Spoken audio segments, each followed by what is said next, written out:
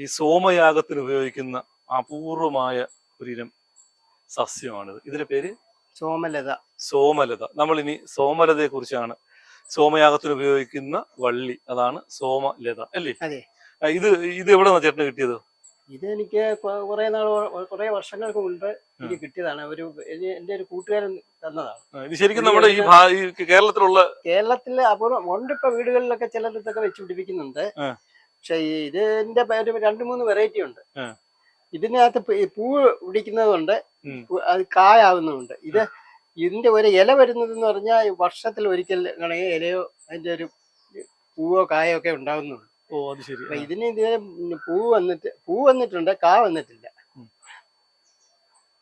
ഇത് സോമയാഗം നടത്തുന്നതിന് ഇതിന്റെ നീരുണ്ടെങ്കിലേ സോമയാഗം നടത്താൻ ഒക്കത്തുള്ളൂ. അത് പണ്ട് കാശ്മീരിൽ നിന്നും അങ്ങനെയുള്ള വലിയ സ്ഥലങ്ങളിൽ നിന്നാണ് ഇത്